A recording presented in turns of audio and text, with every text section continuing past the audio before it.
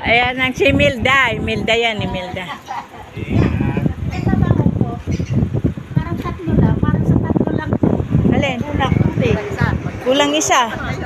Pengi, Dok, isa. Bibit-bit ako eh.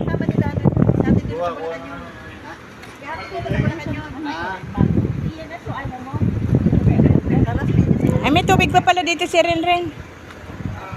Bibili na lang doon pagkan. Doon ka na sa kabila.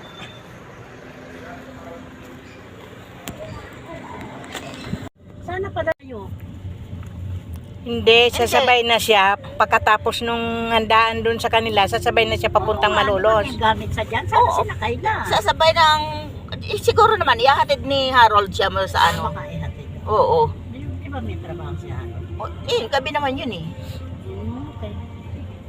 Ako hindi ko Kami, tinatanong ka namin kung kaya mo mag-commute. Hindi ko nakakayanin. Kasi wala tayong sasakyan. Anong araw ba yung 4? I will see. Noong umalis nga si Gabi eh. Sabi sa akin, sana na, ako na lang nagkatid sa kanya. Sama siya, sabi ko sa Manila. Eh, hindi ka ako kasi hinatid na ng visa ni Rendren. Sabihin niyo lang, nandito lang kanya ko.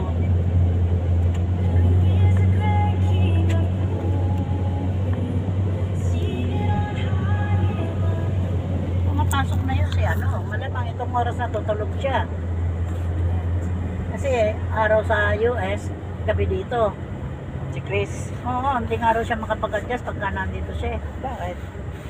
Pakahirap daw ng ano, Oo, oras. kasi 24 oras ang ano eh. Oo. Sabi niya, alam mo ba na, kung minsan nasa harap ako ng computer, tulog ako. Wawa naman.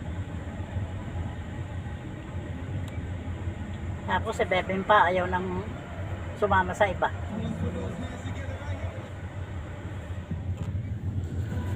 Dapat inantabayanan muna doon ni Liway. Sumasama na sa kanya si Bebe. Nagpunta naman daw sa bukid. Siguro nung natulog si Levi doon.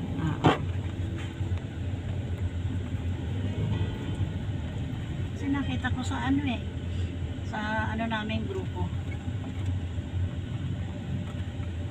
Galing na sa bukid siya, ano, sa Chris.